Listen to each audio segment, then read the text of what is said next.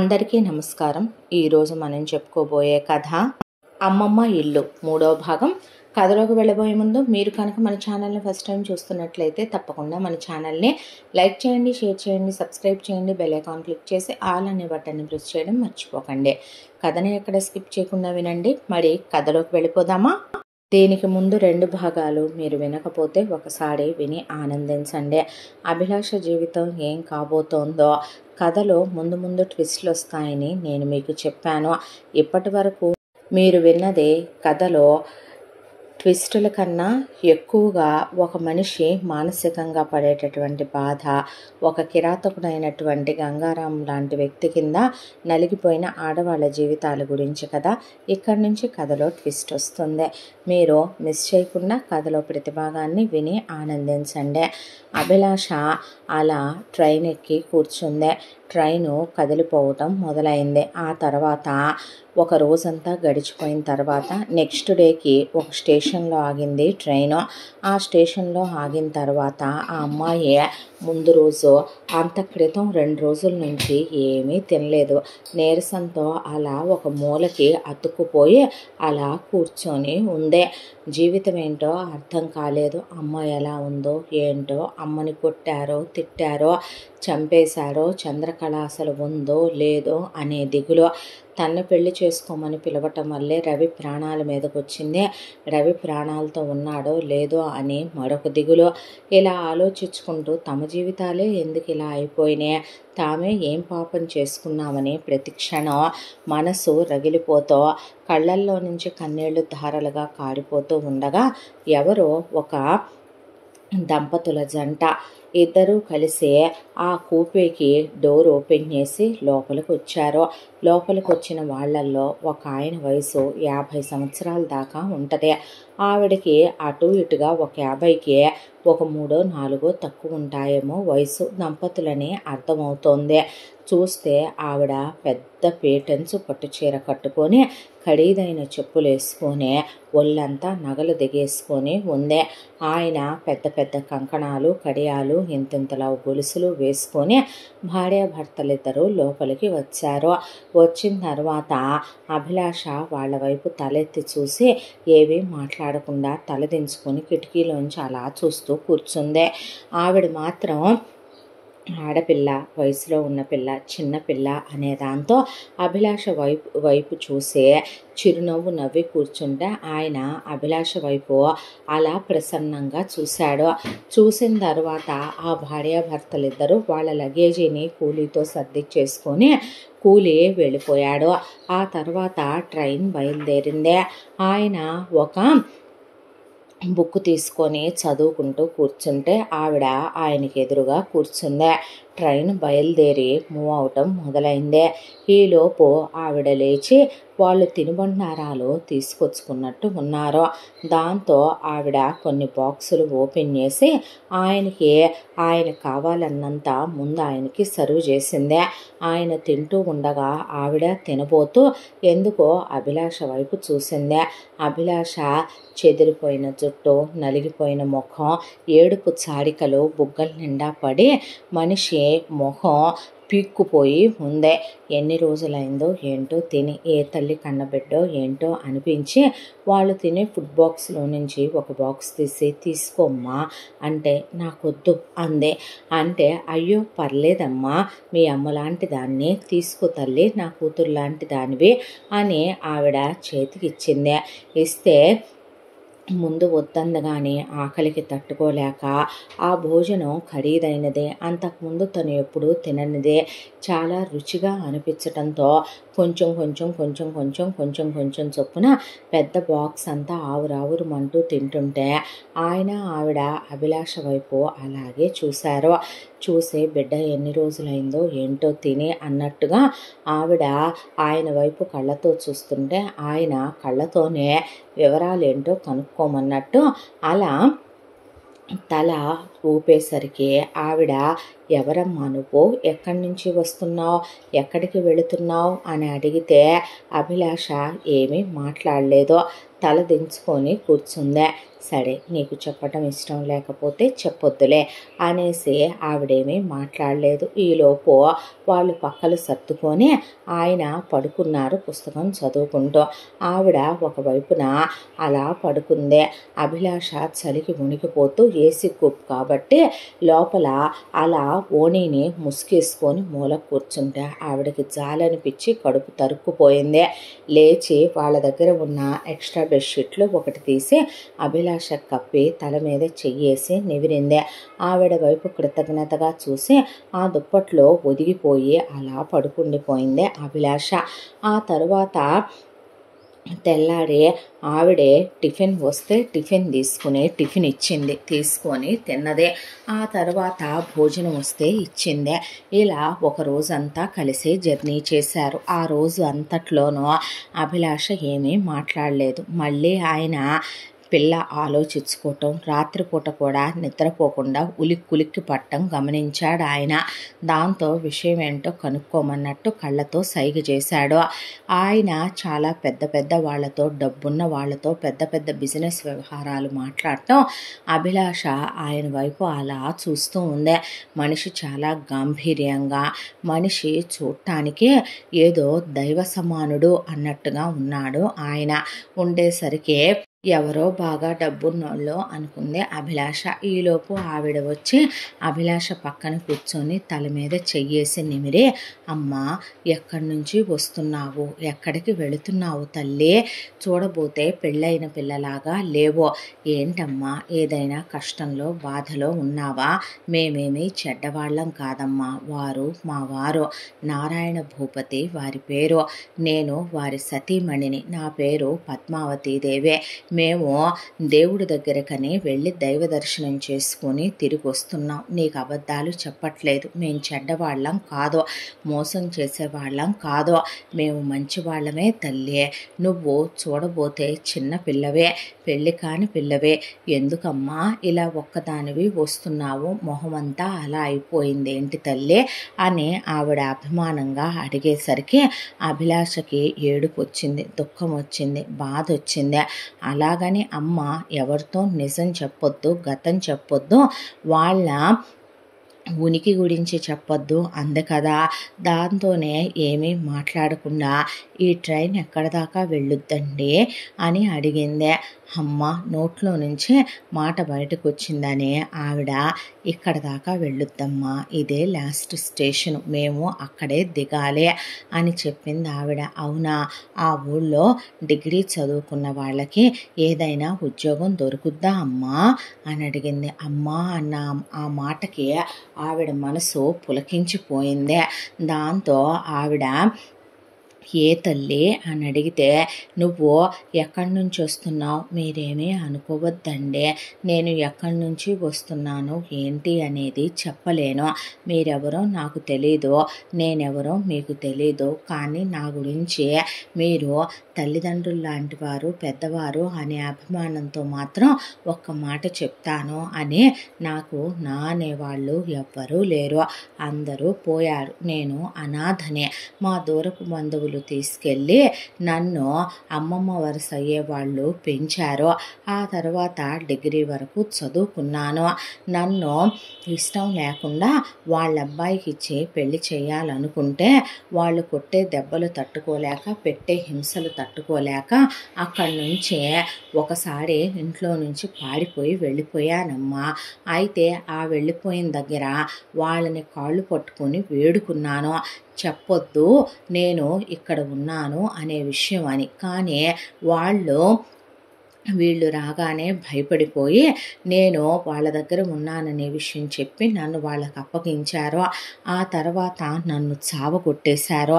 మళ్ళీ నన్ను బలవంతంగా వాళ్ళ అబ్బాయికి ఇచ్చి పెళ్లి చేయాలనుకుంటే తట్టుకోలేక ఇలా పారిపోయి వచ్చానమ్మా. డిగ్రీ దాకా చదువుకున్నాను, ఏదో ఒక ఉద్యోగం చేసుకుంటూ బ్రతుకుదామని అనేసరికి ఆవిడకి కళ్ళల్లో నీళ్లు తిరిగినాయి. ఒకప్పుడు వాళ్ళ సంస్థానంలో ఎంతోమంది వాళ్ళ వల్ల లాభాలు పొందిన వాళ్ళు దేశం నలుమూలల విదేశాల్లో కూడా ఉన్నారు. అంతమందికి సహాయం చేసిన వాళ్ళు ఏ రోజు ఎవరి దగ్గర నుంచి ప్రత్యుపకారం ఆశించిందే లేదు. ఈరోజు ఒక ఆడపిల్ల ఎవరూ లేని అనాథ అనేసరికి పిల్లని పెంచి పైగా దానికి ఇష్టం లేని పెళ్లి చేసి నరకం పెడదాం అనుకున్నట్టున్నారు అని ఆవిడకి బాధ అనిపించింది. దాంతోనే పోనీ మాతో వస్తావా అమ్మా అంటే వద్దండి అనే అభిలాష అలా కూర్చుంది. పిల్ల భయపడిందని ఆవిడకి ఆయనకి అర్థమై వాళ్ళేమీ మాట్లాడలేదు. ఒక 5 గంటల తర్వాత దిగాల్సిన స్టేషన్ వచ్చింది. ఇక్కడి నుంచి ట్రైన్ మళ్ళీ వెనక్కే వెళ్ళొద్దమ్మా అనేసరికి భయపడిపోయి వాళ్ళతో పాటు దిగేసింది. కూలి లగేజీ సర్దుకుంటూ ఉండగా అభిలాష పిచ్చిదానిలాగా బిత్తర చూపులు చూస్తూ ఆ స్టేషన్లో అలా అటు ఇటు దిక్కులు చూస్తుంటే చాలనిపించి ఆవిడ ఆయనకి కళ్ళతోనే సైగ చేసింది, తీసుకెళ్దామా మనతో అని. ఆయన సరే అనేసరికి ఇక అమ్మా నాతో వస్తావా, నేనిస్తాను నీకు ఉద్యోగం అందావిడ. ఇస్తారా ఉద్యోగం అంటే అవునమ్మా ఇస్తాను నాతో రా అన్న తర్వాత జీతం మీరంత అన్నం పెట్టినా చాలు. అయ్యో పర్వాలేదు తల్లి, నీకు జీతమో ఇస్తాను, మాతోనే ఉందో కానీ నీకు కడుపు నిండా బువ్వ కూడా పెడతాను రామ్మా అని కారులో ఎక్కించుకొని నేను ఆయన మంచి వాళ్ళమే, భయపడకు మమ్మల్ని చూసి అని చెప్తే అలాగే అమ్మగారు అమ్మగారు అనొద్దమ్మా అమ్మా అను, ఆయన్నే అంకుల్ నన్ను ఆంటీ అనమ్మా అంటే అలాగే ఆంటీ అలాగే అంకుల్ అంటే పిల్ల చాలా చలాకీగా ఉంది అనుకున్నారు. తర్వాత కారు అలా ప్రయాణిస్తూ చాలా ఖరీదైన కారు రోడ్డు మీద పరుగులు తీస్తూ ఒక పెద్ద ప్యాలెస్ లాంటి ఇంటి ముందు రాజదర్బార్ లాగా ఉంది. ఆ ఇంటి ముందుకు వచ్చి ఆగింది కారు. ఆగిన తర్వాత పనివాళ్ళు పరిగెత్తుకుంటూ వచ్చి ఇక ఆమెకి ఆయనకి దొరగారు దొరసాని గారని దండాలు పెట్టి లగేజీ తీసుకొని లోపలికి తీసుకెళ్ళిపోయారు. ఆ తర్వాత ఆయన ఆవిడ లోపలికి వెళ్ళి ఇక దేవుడికి దండం పెట్టుకొని ఆయన అలా కూర్చున్న తర్వాత ఆవిడ రా అమ్మా అని చేయి పట్టుకొని తీసుకెళ్ళి నీ పేరు చెప్పలేదు అన్నారు ఆయన. అభిలాష అందే. అనేసరికి చాలా బాగుంది తల్లి నీ పేరు అన్నాడు ఆయన. అన్న తర్వాత అభిలాష మంచి పేరమ్మా అని ఆవిడ కూడా వెంట పెట్టుకొని తీసుకెళ్ళి ఇల్లంతా చూపించుకొచ్చింది. ఇంట్లోనే 4 లిఫ్ట్లు ఉన్నాయి. పెద్ద దర్బార్ లాగా ఉంది ఆ ఇల్లు. బయటంతా పెద్ద గార్డెను ప్రాంగణం. సెక్యూరిటీ వాళ్ళే 7-8 మంది ఉన్నారు. ఇంట్లో తోటమాలులు పనివాళ్ళు వంట వాళ్ళు ఎవరి పనులు వాళ్ళు చేసుకుంటున్నారు. వెనకాల గుర్రాలు ఒక ఏనుగు కూడా ఉంది. పైగా గేదెలు ఆవులు మేకలు కోళ్ళు. అబ్బో ఇల్లులా లేదది, ఇంద్రభవనంలాగా అనిపించింది ఆ అమ్మాయికి. ఆ తర్వాత ఇదమ్మా ఇల్లు అని మరి ఇక్కడ నేనేం చేయను అని అడిగింది. అడిగితే ముందు నువ్వు నాతో రా అని ఆవిడ అమ్మాయికి గది చూపించండి అని ఒక గది చూపిస్తే పెద్దది అది. దాంట్లో ఒక పెద్ద మంచం ఇక బాత్రూంలో బాత్ టబ్బు అన్నీ ఉన్నాయి. ఉన్న తర్వాత ఆవిడ ఫ్రెష్ అయ్యి రమ్మనమని ఫ్రెష్ అయ్యి వచ్చిన తర్వాత కడుపు నిండా డైనింగ్ టేబుల్ మీద వాళ్ళతో పాటు కూర్చోబెట్టి బంగారు కంచాల్లో వెండి డిష్షుల్లో వాళ్ళు తింటూ అవే పెట్టారు. ఆవురావురమంటూ తిని 4-5 రోజులైందమ్మా అని చెప్తే ఆయనకి కళ్ళల్లో కన్నీటి బొట్టు జారి తినే ముద్దలో పడింది. ఆవిడకి కళ్ళల్లో నీళ్లు తిరిగినాయి. ఆ తర్వాత కడుపు నిండా తిన్నాక ఇక కాసేపు పడుకో అమ్మా అని పడుకొని లేచిన తర్వాత వెంట పెట్టుకొని తీసుకెళ్ళి అభిలాషకి కావలసిన మేకప్ సామాను అభిలాషకి కావలసిన చెప్పులు బట్టలు ఇన్నర్స్ అన్నీ ఆవిడ ఇప్పించి అభిలాషని ఇంటికి తీసుకొచ్చింది.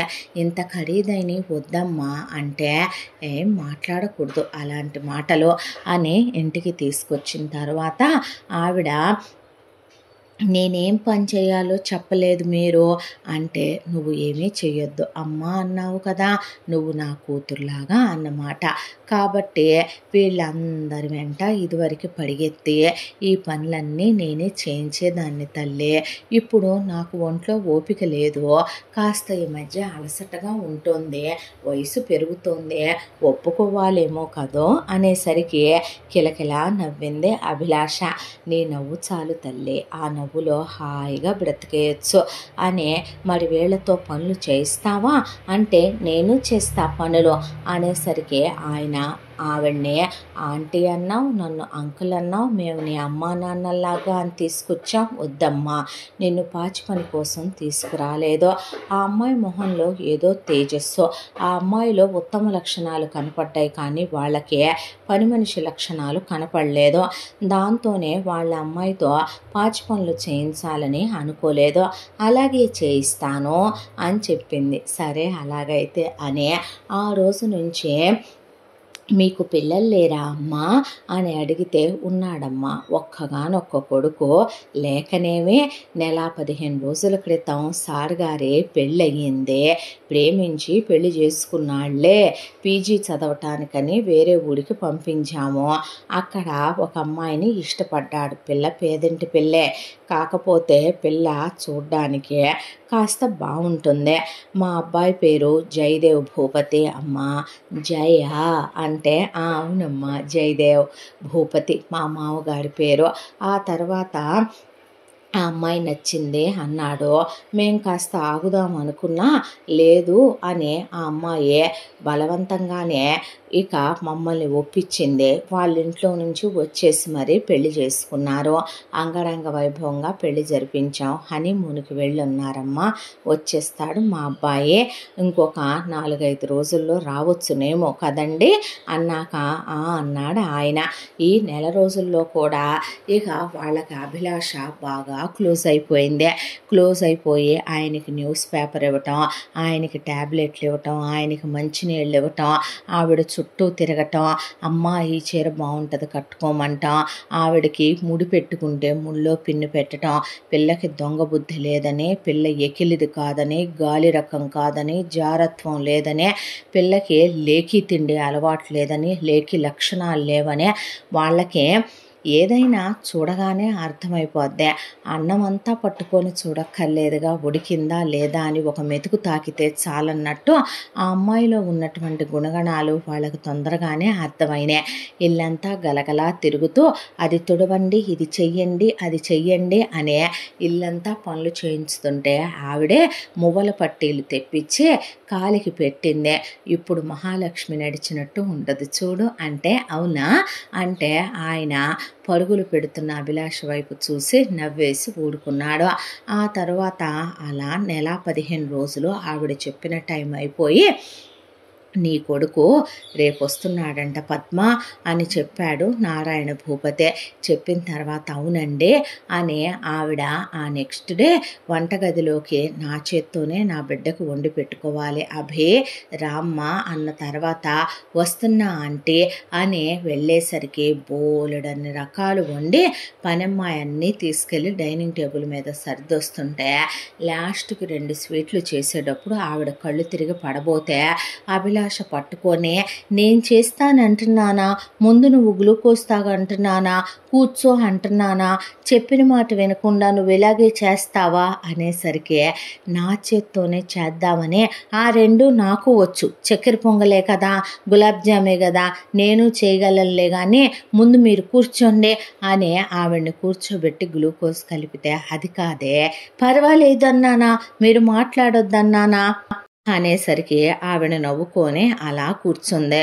ఈలోపు ఇక పద్మ అబ్బాయి వచ్చాడు అని నారాయణ భూపతి పిలిచేసరికి, వస్తున్నానండి, అయ్యయ్యో గ్లూకోజ్ తాగకుండా, వచ్చి తాగుతానమ్మా అని ఆవిడ పరుగులు పెట్టుకుంటూ వెళ్తూ ఉండగా, ఇక ఈలోపు నవ్వుకుంటూ అభిలాష గులాబ్ జాములు తీసి పాకంలో వేస్తూ, అలా చక్కెర పొంగల్లో డ్రై ఫ్రూట్స్ ఇటివ్వు, పచ్చకర్పూరం ఇటివ్వు అని అక్కడ ఉన్న పనమ్మాయి చెప్పి అవన్నీ కలిపి డిష్యుల్లో సర్ది తీసుకెళ్ళి ఇమ్మనమంటే, హాల్లో సంతోషంగా ఉండాల్సిన హనీమూన్కి వెళ్ళొచ్చారని చెప్పిన భార్యాభర్తలు గొడవ వినపడటం, అందులో మగతని గొంతు తను ఎక్కడో విన్నట్టుగా అనిపించటం. సరే ప్రయాణం చేసి వచ్చారు కదా, వచ్చిన వాళ్ళకి కాస్త మంచినీళ్ళు కాఫీ పట్టుకెళ్దామని అలా మంచినీళ్ళు పెట్టమని గ్లాసుల్లో కాఫీ కలిపి కాఫీ 2 కప్పుల్లో పోసుకొని అభిలాష ట్రేలో పెట్టుకొని అలా హాల్లోకి బయలుదేరేసరికి నువ్వెందుకు ఇచ్చావో చెప్పు, ఎవరిని అడిగిచ్చావు, ఎందుకు ఇచ్చావు, నీ ఇష్టమేనా ఇవ్వటం అని అక్కడ ఒక అమ్మాయి అరుస్తుంది.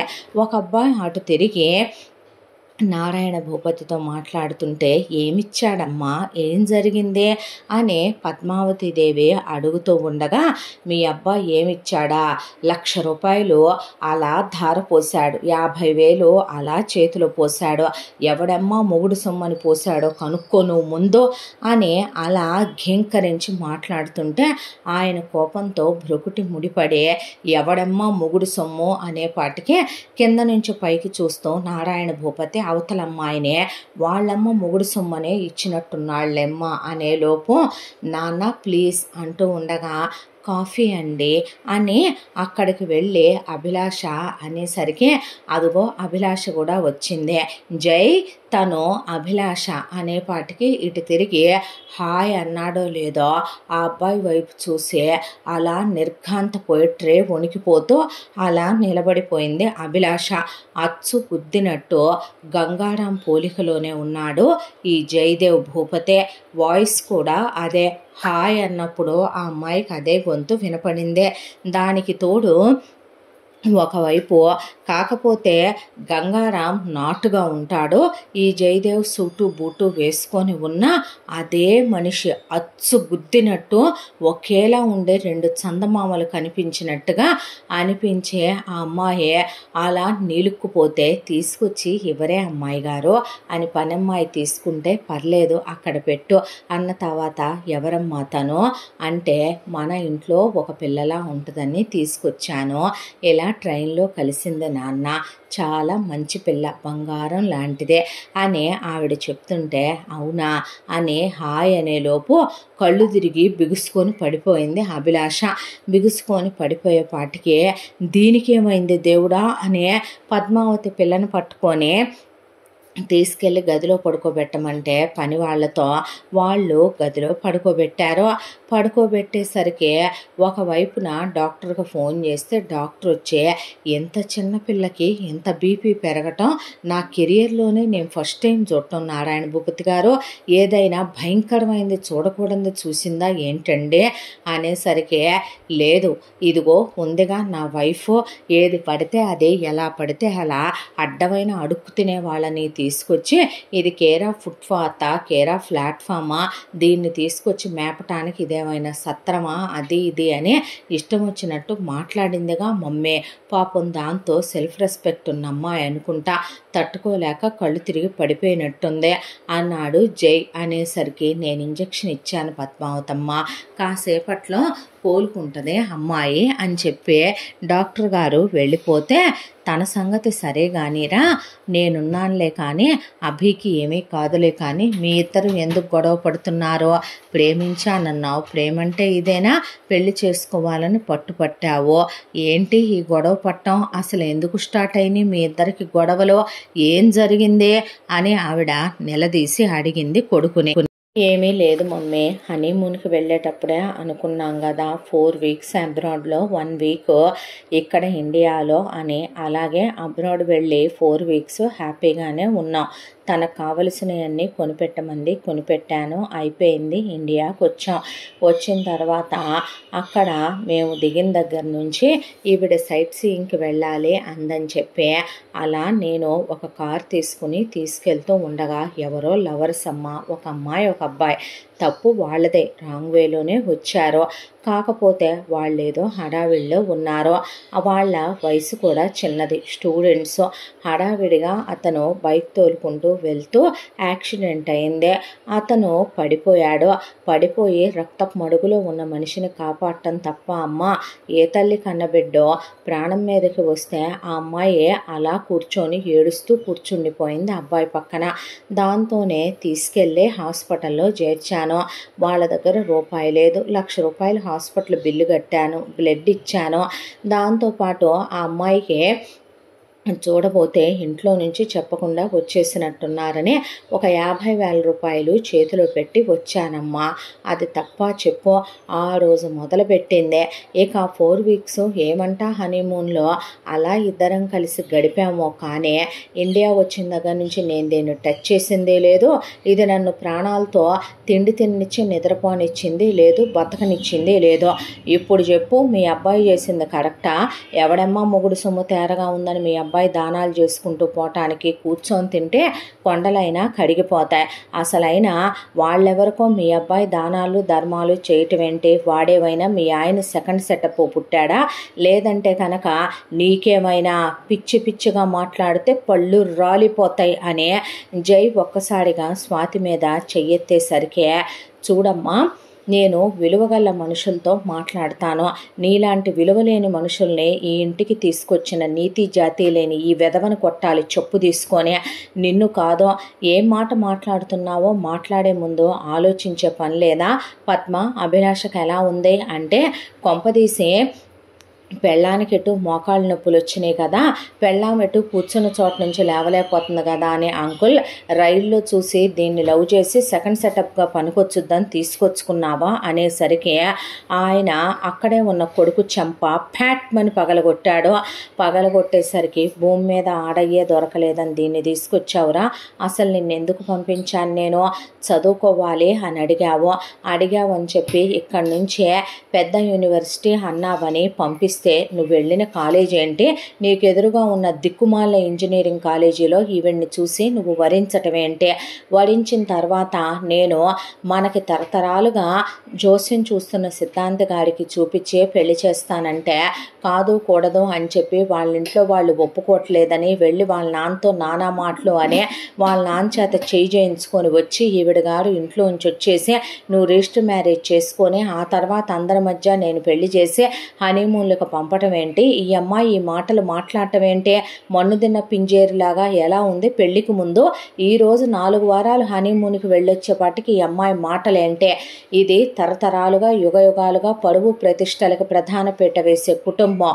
మన ఇంట్లో ఎంతవరకు ఎవరైతే కోడళ్ళగా వచ్చారో వాళ్ళు ఏంటి విలువని పెంచుతూ వచ్చారే తప్ప ఈ ఇంటి పరువు ప్రతిష్టల్ని కులగౌరవాలనే కాపాడుతూ వచ్చారే తప్ప ఎవరు ఈ రోజు వరకు ఇలాంటి అసభ్యకరమైన మాటలు పెద్ద చిన్న లేకుండా అలా ఎవరూ మాట్లాడరు. నాకే అలాంటి బుద్ధి ఉంటే కూతురంత వయసున్న 20 ఏళ్ల అభిలాష మీదే నేను మనసు పడేటట్టయితే అభిలాష కన్నా ముందొచ్చావుగా, నీ మీదే మనసు పడి ఉండాలి కదమ్మాయి. మరి నేను నీతోనే తప్పుడు పనులు చేశానా? మాది రాముడి వంశం. ఈ రోజు వరకు కూడా ఏకపత్ని వ్రతం తప్ప ఏ రోజు అది కాదన్నది లేదు. భార్యను తప్ప పరాయి ఆడదాన్నే కన్నెత్తి చూసిన వాళ్ళమే కాదు, ఇవాళ కొత్తగా చరిత్రను తిరిగి రాయటానికి ఈ వెధవ బయలుదేరాడు అనేపాటికి మీకు దండం పెడతానండి. మీరు ముందు లోపలికి వెళ్ళండి. ఈ రోజు నుంచి నీ కొడుకు నాతో మాట్లాడొద్దని చెప్పు పద్మ అని ఆయన అక్కడి నుంచి లోపలికి వెళ్ళిపోతే, అమ్మా అంటే ఏమిట్రా అమ్మ, మా మనశ్శాంతి లేకుండా చేయటానికి పుట్టావా? మా కడుపున పంచ ప్రాణాలు పోసి పెంచుకుంటే తీసుకొచ్చావు ఈ అమ్మాయిని. అసలు ఈ అమ్మాయికి ఎందుకురా? మనకున్న కోట్ల రూపాయల ఆస్తుల్లో నువ్వు ఒకళ్ళకు 1,00,000 ప్రాణాపాయంలో ఉన్నారని సాయం చేసావు. దాన్ని తీసుకొచ్చి ఈ అమ్మాయి ఎక్కడికి పెట్టింది? అవతల అబ్బాయి మీ నాన్నకు పుట్టాడా? అవతల అమ్మాయికి నీకు ఎఫ్ఐఆర్ ఉందా? లేదా అవతల అబ్బాయి నాకు పుట్టాడా? ఎవరికి నాకు పుడతారా? ఎవరికి మీ నాన్నగారికి పుడతారా?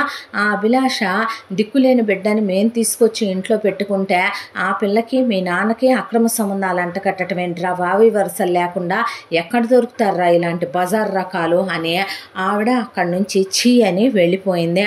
ఆ తర్వాత జై స్వాతి పోట్లాడుకుంటూ ఘర్షణ పడుతూ గొడవలు పడుతూ నీకోసమే మా వాళ్ళని వదిలేసుకొని వచ్చాను, నీకోసం అని చెప్పే మా వాళ్ళని కాదనుకొని వచ్చాను, నువ్వు అలాంటి వెదవ్వి ఇలాంటి వెదవ్వి, నువ్వు ఎంత పెద్ద పతివ్రతం అని తెలియకే నా బతుకు బుగ్గిపాలు చేసుకున్నాను లేవే నేను కూడా అని ఒకవైపు జయ ఇద్దరు పిచ్చి కుక్కలు పోట్లాడుకున్నట్టు పోట్లాడుకుంటూ ఉండేసరికి అభిలాష ఈలోపు స్పృహలోకి వచ్చింది. స్పృహలోకి వచ్చిన తర్వాత పద్మావతి పక్కనే కూర్చొని ఎలా ఉందమ్మా ఇప్పుడు నీకు అంటే బాగానే ఉందా అంటే అన్నాక ఆయన వాడేనమ్మా నా ఒక్కగానొక్క కొడుకు, చెప్పానుగా నీకు జయదేవ్ అని అంటే ఆహా అన్న తర్వాత ఆవిడ అలా కూర్చొని చిన్నప్పటి నుంచి జై ఫోటోలన్నీ ముందేసుకొని కూర్చొని ఆవిడ కళ్ళల్లో నుంచి అలా కన్నీళ్లు కారిపోతుంటే ఏమైందా అంటే బాధపడుతున్నారు అని అడిగితే మా కర్మ అమ్మ మా కర్మ, నీకో విషయం చెప్పనా, ఎప్పటి వరకు తరతరాలుగా యుగాలుగా ఈ ఇంటికి ఓ పరువు ఏడిసిందే, ఈ ఇంటికి ఓ ప్రతిష్ఠ ఏడిసిందే, ఏది పోయినా బతకగలరు కానీ అంకుల్ పరువు పోయిన మరుక్షణమే ఆయన ప్రాణం ఆయనే బలి తీసుకునేంత మొండోడు ఆయన. అలాంటిదే మా మామగారు కానీ తరతరాలుగా మా ఇంట్లో యుగాలుగా ఉండేటటువంటి ఆడవాళ్ళు కానీ ఈ వంశ ప్రతిష్టని పెంచారే తప్ప ఎవరూ కుంగదీయలేదు. వీడిని చదివించాము, గొప్పగా పెంచుకున్నాము, ఎన్నో విలువలతో పెరిగాడు మా జై, చాలా మంచోడు, అన్నీ మంచి మాటలే చెప్పి మంచి గుణాలే పోసుకుంటూ పెంచుకొచ్చాం వీడినే.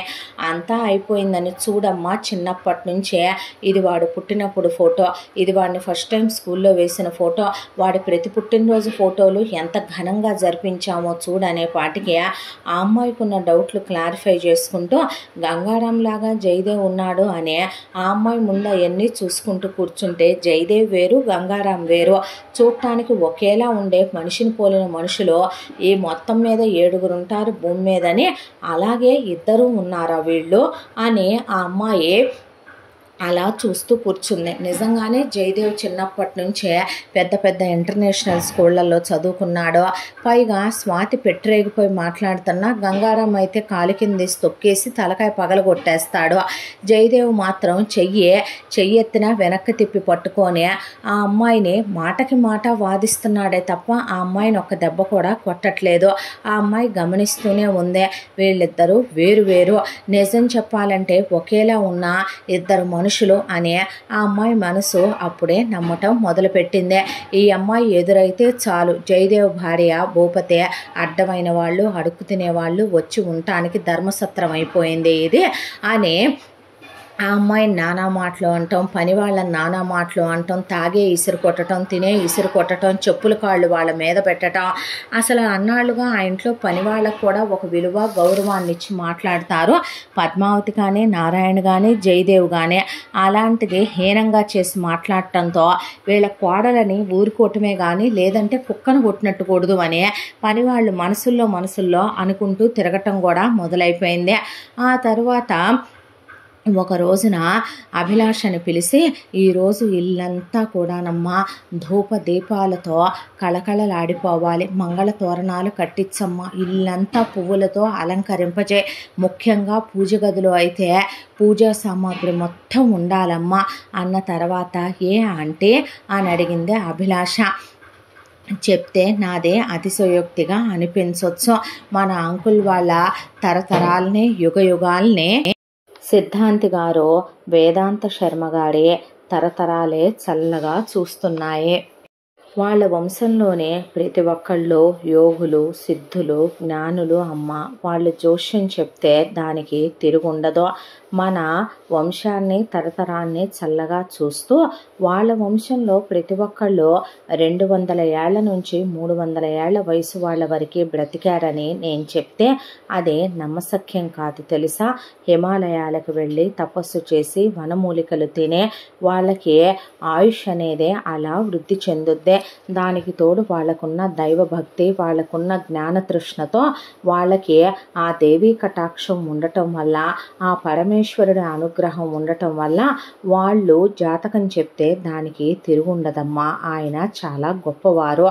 ఆయన మనబోటి వాళ్ళ ఇళ్ళకి రావటమే పెద్ద గొప్ప విషయం. అలాంటిది తరతరాలుగా యుగాలుగా మన ఇంట్లో ఏది ఉన్నా ఆయనే వచ్చి చూస్తారు. ఇదిగో ఈ వెధవ ఈ అమ్మాయిని ప్రేమించాను అన్నప్పుడు కూడా ఆయనకి చూపిద్దామని అనుకునేలోపు ఆయన హిమాలయాలకు వెళ్ళి ఉన్నారు. ఆయన వచ్చేంత వరకు ఒక 6 నెలల సమయం ఆగరా అంటే ఒకవైపున ఆ అమ్మాయి ఆగకుండా వీడు ఆగకుండా ఇద్దరూ కలిసి కంగారు పడిపోయి వీడిని పీజీ చదువుకోమనమని అంకుల్ పంపిస్తే ఆ అమ్మాయిని అక్కడ క్లాసులో వాళ్ళెవ్వరూ పలకరించట్లేదు, వెలివేసినట్టు చూస్తున్నారు. అయ్యో పాపం అనే వీడికి జాలి వర్షం కురిసిందంట. జాలి వర్షం కురిసి ఆవిడ్ని వీడు వరించాడు. ఆవిడతో స్నేహంగా ఉండే ఆ స్నేహం వీళ్ళ మధ్య ప్రేమగా చిగురించి పరిచయం బలపడిందే. ఆ తర్వాత వీడి చదువు కంప్లీట్ అయిపోయిన తర్వాత వీడు ఇంటికి తిరిగి వచ్చి మాకు ఆ విషయం చెప్తే మేము వేదాంత శర్మ గారు వచ్చేంత వరకు మేము మా నిర్ణయాన్ని చెప్పలేము అని చెప్పాము. ఈలోపు వీడు ఆ అమ్మాయికి వాళ్ళ ఇంట్లో వాళ్ళు వేరే సంబంధాలు చూస్తున్నారు అనే దాంతో ఆ అమ్మాయి మా కులము కాదు, మా స్థాయి కాదు, మా హోదా కాదు, ఆ అమ్మాయి ఏమి రాచరికాల్లో పుట్టి పెరిగింది కాదు. వీడు వెళ్ళి వాళ్ళ నాన్నతో మాట్లాడితే వాళ్ళ నాన్న అలగా వెధవలాగా వీడు మాకు చెప్పలేదమ్మా, వీడి మీద చేయి చేసుకొని వీడి కాలర్ పట్టుకొని బయటికి గెంటేశాడంట. ఆ తర్వాత మా అమ్మాయికి వెంటనే మేము వేరే పెళ్లి చేసుకుంటాము అనేసరికి ఆ అమ్మాయి ఇంట్లో నుంచి అదే రోజు రాత్రి పారిపోయి రావటం, వీడు తెల్లారేసరికి 4 డబ్బులు చేతిలో ఆడుతుంటే ఒళ్ళు పొగరెక్కి ఒళ్ళు బలుసుద్ది కదమ్మా ఒక్కొక్కడికే. దాంతో ఆ అమ్మాయిని రిజిస్టర్ మ్యారేజ్ చేసుకొని తీసుకొచ్చే వాళ్ళ ఇంట్లో వాళ్ళ ముందు నుంచోబెట్టి వాళ్ళ కాళ్ళు పట్టుకోబోయాడు వీడేదో తప్పు చేసినట్టు. దాంతో వాళ్ళు ఆ అమ్మాయికి మాకు సంబంధం లేదని ఆ అమ్మాయిని గెంటి పడేశారు. ఆ తర్వాత ఆ అమ్మాయిని తీసుకొని మా ఇంటి ముందుకు వచ్చి నుంచున్నాడు. కొడుకు ఇష్టాన్ని మీ అంకుల్ కాదనరు. దానికి తోడు ఇప్పుడు ఈ అమ్మాయి ఇలా పిచ్చి కుక్కలా నోరేసుకొని అరుస్తుందే తప్ప ఆ రోజున అసలు వంచిన తలకాయ ఎత్తలేదు, మన్ను తిన్న పిల్లిలాగా ఉందమ్మా. అప్పటికి మేము సిద్ధాంతి గారు వచ్చాక మీ అమ్మా నాన్నలను కూడా పిలిపించి జాతకాలు చూపించి మాట్లాడదామంటే కాదు కూడదు, నేను చచ్చిపోతాను అంకుల్, తను లేనిదే బ్రతకను అంకుల్ అని మీ అంకుల్ కాళ్ళ మీద పడేసరికి అంగరంగ వైభవంగా పెళ్లి జరిపించాము. పెళ్ళి అయిపోయిన తర్వాత హనీమూన్కని 4 వారాలు విదేశాల్లో 1 వారం స్వదేశంలో అని మాట్లాడుకొని వెళ్ళారు. ఆ 4 వారాలు అక్కడ బాగానే సచ్చారంట. ఇక్కడికి వచ్చిన దగ్గర నుంచి నానా గోలలు నానా యాగీలు. ఆ అమ్మాయిని తీసుకొని ఇంటికి వచ్చాడో లేదో నా ఆశలన్నీ ఆనందాలన్నీ ఆవిరైపోయినాయి. వీడు వస్తున్నాడని ఎన్ని రకాలు వండానమ్మా, కోడలని ఎన్ని నగలు పెట్టాము, ఎన్ని చీరలు కొన్నాము, ఏమి లగ్జరీ లైఫ్కి తక్కువ అంటావు చెప్పు. ఆ అమ్మాయికి ఇక్కడ మాకు ఎన్ని వ్యాపారాలు ఉన్నాయి, వేల కోట్ల రూపాయల ఆస్తులు ఉన్నాయమ్మా మాకు. వాటన్నిటికీ ఒక్కగానొక్క వారసుడు జయదేవే. అవన్నీ చూసుకోవలసిందే వాడేనమ్మా. ఒకవైపున వాడు వ్యాపారానికి వెళ్ళినా ఈ అమ్మాయి ఇల్లంతా చూసుకుంటుంది. నా తర్వాత ఈ ఇంటికి తలమానికమై మాణిక్యమై వెలిగిపోద్దులే. ఈ ఇంటి పరువు ప్రతిష్టల్ని కోడలుగా ఇంకా పెంచుద్దని నేను ఆశపడుతూ ఉంటే ఎవరికో యాక్సిడెంట్ అయిందనే మనకి దానగుణాలు, ధర్మగుణాలు, దయాగుణాలు వంశపారంపర్యంగా వస్తున్నాయి. దాంతోనే వాడు ప్రాణాపాయ స్థితిలో ఉన్న మనిషికి రక్తం ఇవ్వటం తప్ప, 1,00,000 రూపాయలు డబ్బులు ఇవ్వటం తప్ప, వాళ్ళు చేతిలో డబ్బులు లేక ఇబ్బంది పడుతున్నారని ఒక 50,000 ఇవ్వటం తప్ప మనకున్న దాంతో పోలిస్తే ఇచ్చింది ఎంతమ్మా. మనం అలా ఎంతో మందికి సహాయం చేసి దేశ విదేశాల్లో ప్రపంచం నలుమూలల్లో మీ అంకుల్ చేత మా మామగారి చేత సహాయాలు పొందిన వాళ్ళు ఎంతో మంది స్థిరపడి ఉన్నారు. వాడు అలాగే ప్రాణం మీదకి వచ్చిన మనిషికి సాయం చేశాడే అనుకో, దాన్నో పెద్ద విషయం చేసి దాన్నో పెద్ద ఇష్యూ చేసి ఆ అమ్మాయి అక్కడ గొడవ మొదలుపెట్టి ఆ గొడవని ఇక్కడి దాకా లాక్కొచ్చే ఆ గొడవని మా ఇద్దరికి ఆయనకి నాకు ఆపాదించే అంకుల్ గురించి నీకు తెలుసుగా అమ్మ, ఆయన ముక్కోపే. ఆయనకి ముక్కు మీదే ఉంటుంది కోపం. ఎంత మంచితనం ఉంటుందో అంతే కోపం ఉక్రోషం కూడా వస్తాయి ఆయనకి. పరువు ప్రతిష్టలకు ప్రాణం పెట్టే ఆయన్ని పట్టుకొని విలువ లేకుండా నీతో అక్రమ సంబంధాలు అంటగట్టడం, ఆ యాక్సిడెంట్ అయిన అబ్బాయి ఏమన్నా ఆయనకి పుట్టాడా, ఆ అమ్మాయి ఏమన్నా జయదేవ్ ఉంపుడు గత్తా, ఒకవైపున ఆ పుట్టినోడేమైనా నాకు పుట్టాడా అని ఇలాంటి మాటలు మాట్లాడితే ఆయన కోపం వచ్చి కొడుకు మా కడుపున తప్పు పుట్టాడని కొడుకు చెంప పగలగొట్టి కొడుకును మాట్లాడించడం మానేశారు. ఒకవైపున పోనీ వీళ్ళల్లో వీళ్ళు కూర్చొని మాట్లాడుకొని ఏదైనా సార్ట్అవుట్ చేసుకుంటారేమో అంటే రోజు రోజుకి వీళ్ళిద్దరి మధ్య వాగ్యుద్ధాలు పెరిగిపోతున్నాయి. ఆ 4 వారాలు ఏమంటా మనశ్శాంతిగా ఉన్నానో హనీమూన్కి వెళ్ళినప్పుడు మళ్ళీ నా బతుకులో ప్రశాంతతే లేదు అని ఇద్దరు చెరొక గదిలో పడుకుంటున్నారు. ఆ అమ్మాయి వాదనలు గొడవలకి తెర లేపుతూనే ఉంది. రోజు పని వాళ్ళని, నిన్ను, నన్ను, ఆయన్ని, వాణ్ణి, అందరినీ ఎలా పడితే అలా మాట్లాడేస్తుంది నోరు పెట్టుకొని. ఏమని చెప్తాం చెప్పమ్మా, ఆడపిల్లలకు ఉండాల్సిన లక్షణాలు ఇవేనా? ఆ అమ్మాయి మాట్లాడాల్సిన పద్ధతి ఇదేనంటావా చెప్పు. కులగౌరవాలు నిలబెట్టాల్సిందే కోడలు కదమ్మా. ఆ కోడలు ఇంటికి మహాలక్ష్మిలాగా వచ్చుద్దనుకుంటే జ్యేష్ఠాదేవిలాగా వచ్చి ఇలా మమ్మల్ని మానసిక నరకం పెట్టడం ఏం కరెక్టో. వేదాంత శర్మ గారు హిమాలయాల నుంచి వచ్చారంట 3 రోజుల క్రితం. ఆయన్ని వెళ్ళి కలిసి ఇంటికి రమ్మనమని ఆహ్వానించి వచ్చాము మీ అంకులు నేను. ఆయన ఇంటికి ఈ రోజున వస్తానని చెప్పారు. వారు మనం వండే వంటలు తినరు, ఆయన శిష్యులు వస్తారమ్మా, వారే స్వయం పాకం చేసుకుంటారు. బయట మనం ఆల్రెడీ హోమాలు, యజ్ఞాలు, యాగాలు చేయటం కోసం ఒక పర్ణశాలని నియమించే ఉంచాము. దాంట్లోకి ఆయన రానప్పుడు మేమెవరం వెళ్ళమమ్మా. వాళ్ళు అక్కడే వచ్చి శిష్యులు అన్నీ సిద్ధం చేసుకుంటున్నారు ఉదయం నుంచి కూడాను. ఈరోజు హోమం కూడా ఉందే. ఇద్దరు పీటల మీద కూర్చోమంటే ఆ అమ్మాయి నేను కూర్చోనని, ఇక వీడేమో ఆ అమ్మాయి పక్కన నేను కూర్చోనని ఇందాక నుంచి గొడవ. మీ అంకులకి అసహ్యం వేసిపోయి ఆయనేమో నా వైపు కొరకొరా చూస్తున్నారు. ఇదంతా ఒక ఎత్తు అనుకుంటే ఆయన వస్తే ఏ ఉపద్రవం వస్తుందా, ఆయన ఏం చెప్పబోతున్నారా అని ఒక టెన్షన్ నాకు అని ఆవిడ మాట్లాడుతూ ఉండగానే ఆ అమ్మాయి ఇల్లంతా దీపాలు ధూపాలు పెట్టించి ఇల్లంతా రెడీ చేయించిందే. ఆ వేదాంత శర్మ గారు వచ్చే సమయం రానే అయ్యిందే.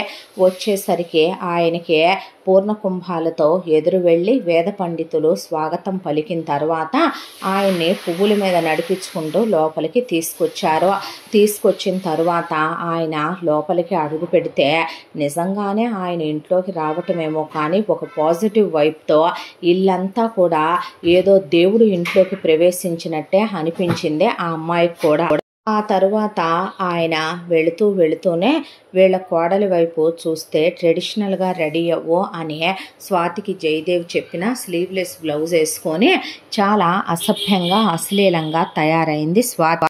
జయదేవ్ తెల్లని కుర్తా పైజమా వేసుకొని ఆయనకి నమస్కారం పెడితే ఆయన కళ్ళతో అలా చూసి ఇక అక్కడే ఉన్న నారాయణ భూపతిని ఆయన భార్యని లోపలికి రమ్మనమని దేవుడి గదిలోకి తీసుకెళ్లి తలుపులు మూసేశారు. ఆ తర్వాత లోపలికి వెళ్ళిన వేళతో ఆయన మీరు ఎందుకు ఈ పెళ్లి జరిపించారు, మాట మాత్రమైనా నన్ను అడగకుండా అని చెప్తే ఇలా జరిగిందని నారాయణ భూపతి పద్మావతి ఆయనకే మొత్తం వివరించి చెప్పారు. అవన్నీ నాకు తెలుసు, కానీ మీరు చాలా తొందరపడ్డారు. తరతరాలుగా యుగాలుగా మీ వంశంలో ఒక్కటే పెళ్ళి ఉండేది అబ్బాయిల అందరికీ కూడాను. అలాంటిది మీరు ఈసారి తీసుకున్న తొందరపాటు నిర్ణయం, అబ్బాయి ఆవేశంతో తీసుకున్న నిర్ణయం వల్ల మీ అబ్బాయికి ఆ అమ్మాయికి చాలా త్వరలోనే, ఇప్పటికి 5 నెలలు అయింది కదా, మరో నెల రోజుల్లో ఇద్దరికీ విడాకులు కాబోతున్నాయి. ఇద్దరికీ ఈ పెళ్ళి నిలవదు. మీ అబ్బాయికి మీరు మరో పెళ్ళి చెయ్యాల్సే వస్తుంది. ఆ పెళ్ళి నా చేతుల మీదగానే జరుగుద్ది అని ఆయన చెప్పి జరిగేది దైవేచ్ఛ అనుకోవటం తప్ప మీరు చేయగలిగింది ఏమీ లేదు. వీళ్ళిద్దరి జాతకాలకి అసలు పొంతనే లేదు. ఇలాంటి వాళ్ళకి వివాహం జరిపించినా ఆ పెళ్ళి అస్సలు ఏ మాత్రం కూడా ముందుకు నడవదు అని చెప్పి ఆయన అక్కడ కాసేపు ఉండి ఆ హోమం ఏదో జరిపించేసి ఆయన వెళ్ళిపోయాడు. ఆ తర్వాత ఏమన్నారు అని జయదేవ్ అడిగితే నారాయణ కింద నుంచి పైకి చూసి ఆయన గదిలోకి వెళ్ళిపోయాడు. పద్మావతి ఏం చెప్పంరా అయ్యా నీకని ఆవిడ వెళ్ళిపోయిందే. ఆ తర్వాత నుంచి ఆయన ఏమంటా అన్నాడో కానీ వీళ్ళిద్దరి మధ్య గొడవలు గోలలు చిలికి గాలివాన్ అయిపోయి పెద్ద అయిపోవటం.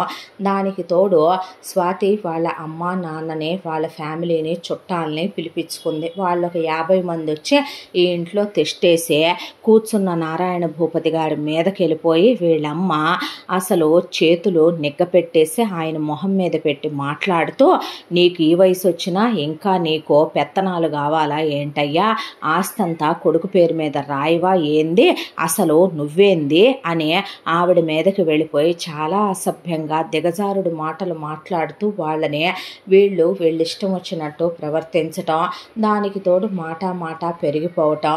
ఇక ఇంత దాంట్లో కూడా అభిలాష ఈ 6 నెలల కాలంగా కూడా జయదేవు కనపడితే చాలు ఇక ఆంటీ మీకు ఇది ఇమ్మన్నారు అని అక్కడ పెట్టి పారిపోద్దే. పలకరించాలని అనుకున్నా కూడా జయదేవుతో మాట్లాడదు. స్వాతి మంచిది కాదు కాబట్టి తండ్రికి ఆ అమ్మాయికి అక్రమ సంబంధాలు అంటగట్టిందనే దాంతో ఆ అమ్మాయి మనసు బాధ అనిపించి తనతో కూడా మాట్లాడలేదేమో అనుకునేవాడు జయదేవ్. ఆ తర్వాత ఒక రోజున స్వాతి పెట్టిరేగిపోయిందే.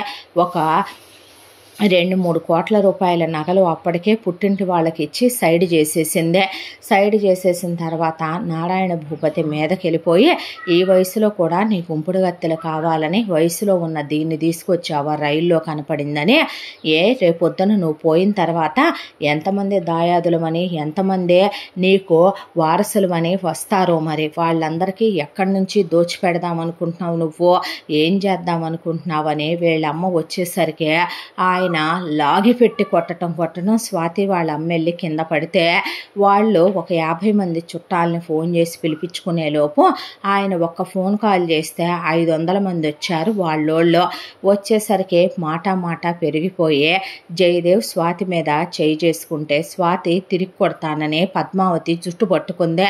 తల్లిని పట్టుకొని జుట్టు పట్టుకోవటం ఒకటే, అసలు నువ్వు ఒక అమ్మ అబ్బకు పుట్టావంట్రా అని అడగటం ఒకటే, ఆస్తి మొత్తం నా పేరు మీద పెడతావని నీ మీద మోజుపడి ఏం చేసుకోలేదంటే దిక్కు మొక్కు లేని అనాథ కుక్కవి ఆ రోజున కాలేజీలో ఎవడూ పట్టించుకోలేదంటే ఏంటా అనుకున్నాను, నువ్వు ఇలాంటి దానివని వాళ్లే ముందు గ్రహించారే, నేనే గ్రహించలేక అతిజాలికి వెళ్ళి తీసుకొచ్చాను ఈ తిప్పలన్నీ అని, నీలాంటి ఆడదాంతో నేను కాపురం చేయలేనని విడాకులు తీసుకుంటానంటే లాయర్లు కోర్టులు కేసులు ఫైల్ అవ్వటం మీడియాలకు ఎక్కటం, పలానా నారాయణ భూపతి గారి అబ్బాయి జయదేవ్ భూపతికి వాళ్ళ కోడలు స్వాతికి విడాకులు అనే విషయం హైలైట్ న్యూస్ అయిపోవటం, ఆ తర్వాత విడాకులు రావటం, ఇక స్వాతిదే తప్పుంది అనే దాంతో కాకపోయినా వీళ్ళు ఇవ్వాలి కాబట్టి ఆస్తి మొత్తం నారాయణ భూపతి గారి పేరు మీద ఉంది కాబట్టి ₹1 కోటి ఎలుమని ఇచ్చి స్వాతిని వదిలించుకోవటం, ఇంటికి వచ్చాక మిగతా అన్ని లెక్క చూసుకుంటే 3 కోట్ల రూపాయల నగలు మిస్ అయినాయి అని తెలియటం, కోపంతో నారాయణ భూపతి గారు ఇంతకన్నా సంసారపక్షమైన ఆడది నీకు దొరక్క ఇలాంటి బజారు దాన్ని ప్రేమించానని తీసుకొచ్చావా అనే కొడుకు చంపలు ఆయన వాయించేయటం, ఆ రోజు నుంచి తండ్రి కొడుకులు మాట్లాడుకోపోవటం, పద్మావతి దేవి వెళ్ళి దేవుడి కాళ్ళ దగ్గర పడిపోయి ఆవిడ మొరంతా దేవుడికి చెప్పుకొని ఆవిడ కంటికి మింటికి కానకుండా ఏడవటం, ఆ ఇంట్లో ఎవరికి మనశ్శాంతి లేకుండా పోయింది. ఒకవైపున ఇదంతా ఒక ఎత్తైతే ప్రేమించి పెళ్లి చేసుకున్న ఆడది ఇలా చేసింది అనే బాధతో జయదేవు రోజుకి 1-2 పెగ్గులు మందు తీసుకోవటం, 1-2 సిగరెట్లు తాగటం, ఇవన్నీ చూసి నారాయణ భూపతి కోపంతో ఊగిపోతూ ఆయన ఇక భార్యని నానా తిట్లు తిట్టడం మొదలు పెడితే, ఆవిడ మన ఇంట వంట ఉందా నాన్న, ఈ మందు అలవాటు ఏంటి, ఆ సిగరెట్ల అలవాటు ఏంటి అంటే అభిలాష వాళ్ళ వైపు అలా చూసిందే. గంగారాం పొద్దున లేస్తూనే మందుతో పుక్కులిచ్చి నిద్రలేస్తాడు, చైన్ స్మోకర్ లాగా తాగుతాడు, డ్రగ్స్ కూడా తీసుకుంటాడు, అమ్మాయిలతో తిరుగుతాడు. అలాంటిది 2 పెగ్గులు మందు 2 సిగరెట్లు తాగితేనే జయదేవునే ఎంత కట్టడి చేస్తున్నాడు నారాయణ భూపతి.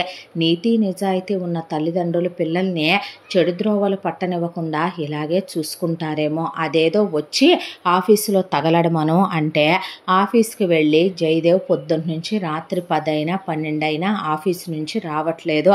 అదేంటండి అంటే, పర్వాలేదులే వ్యాపారంలో పడి మీ అబ్బాయి మూవ్ ఆన్ అవుదాం అనుకుంటున్నాడంట, అన్నీ మర్చిపోదాం అనుకుంటున్నాడంట, నీ కొడుకు ఉండనివ్వు, ఇక్కడికి వచ్చిన దగ్గర నుంచి మళ్ళీ అడ్డమైన వ్యసనాలు అడ్డమైన గుర్తు తెచ్చుకొని ఆలోచించడాలు.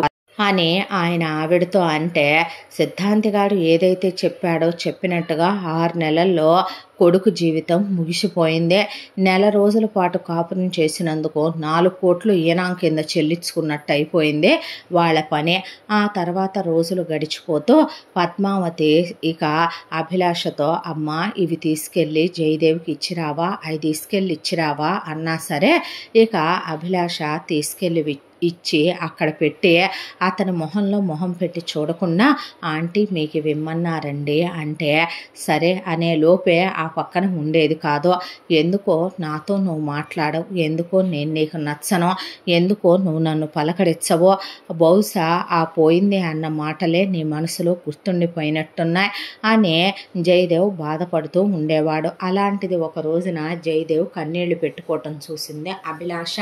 ఎందుకండి బాధపడతారు అని అడిగితే, బాధ కాక ఏం మిగిలింది, నా తల్లిదండ్రులు నాకు ఇచ్చిన ఫ్రీడమ్ని నేను చెప్పాలంటే అలుసుగా తీసుకున్నాను కదూ, వాళ్ళకి విలువ లేకుండా చేసేసాను కదూ, అహంకారంతోనేగా నేను ఎవరో ఒక ఆడదాన్ని అనామకురాల్ని ప్రేమించి తీసుకొచ్చి ఈరోజు వంశ ప్రతిష్ట కులగౌరవాలకి మచ్చ తెచ్చి విడాకుల దాకా వెళ్ళొచ్చాను కదో. అలా కాకుండా ఉండుంటే ఈ రోజున నాన్నగారి మనసు ఇలా అల్లకల్లోలం అయ్యుండేదా అని కన్నీళ్లు పెట్టుకుంటే, నువ్వెందుకు నాతో మాట్లాడవో, నువ్వు ఎందుకు నన్ను అలా శత్రువుని చూసినట్టు చూస్తావు, అబ్బెబ్బే అలాంటిదేమీ లేదండి, అర్థమైందిలే, అదన్న మాటలకి బాధపడే కదూ అంటూ ఫ్రెండ్స్ అన్నాడు. అన్న తర్వాత ఆ అమ్మాయి నవ్వింది. ఆ అమ్మాయితో కాసేపు మాట్లాడటం, ఆ అమ్మాయిని కాసేపు అలా గార్డెన్లో కూర్చుంటే ఆ అమ్మాయి దగ్గర కూర్చొని కాసేపు మంచి చెడు చెప్పటం, ఇలా ఇద్దరు ఈ కొద్ది కాలంలో కాస్త మంచి స్నేహితులయ్యారు. జయదేవ్కి అభిలాష నచ్చటం మొదలయ్యింది. దానికి తోడు ఆ అమ్మాయిని తీసుకొని బయటికి వెళ్ళి రావటం, బయట నుంచి వచ్చేటప్పుడు ఆ అమ్మాయి కోసం ఏదైనా కొని తీసుకురావటం, ఆ అమ్మాయితో ఇలా ఒక చనువు ఏర్పడింది. రాత్రిపూట పద్మావతి ట్యాబ్లెట్లు వేసుకొని పడుకుంటుంది కాబట్టి జయదేవ్కి రోజు అభిలాషే భోజనం పెట్టుద్ది. ఆ తినేటప్పుడు కలిసి కూర్చొని తిందాంగా అని మాట్లాడటం, ఇలా మంచి చనువు ఏర్పడింది ఇద్దరి మధ్య. వీళ్ళని ఒక రోజున పద్మావతి చూసే, మంచో చెడో కొడుక్కి ఇప్పుడు ఇంకో పెళ్లి చేయాలి కదా, ఎవరితోనో ఎందుకో అదే అభిలాషతోనే జరిపిస్తే బాగుంటుంది కదా అనే దాంతో ఆవిడ ఆ విషయాన్ని నారాయణ భూపతి దగ్గర తీసుకొచ్చింది. ముందు నీ కొడుకు పనికిమాల వెధవ ఏమంటాడో కనుక్కో అన్న తర్వాత వెళ్ళి పద్మావతి జయదేవ్ని అడిగిందే. అడిగితే జయదేవ్, నాకా పెళ్ళా అన్నాడు. నీకే పెళ్ళే, ఏ చంటి పాపడవేం కాదుగా నువ్వు అని ఆవిడ అనేసరికి, ఎవరితోనమ్మా, మన అభిలాషతో అనుకుంటున్నావు నాన్నగారు నేను అన్న తర్వాత, ఏ ఇష్టం లేదా అందావిడ. అలాంటిదేమీ లేదమ్మా, తనంటే నాకు అభిమానమే, నేనే మీకు చెప్దాం అనుకుంటున్నాను ఆ విషయం.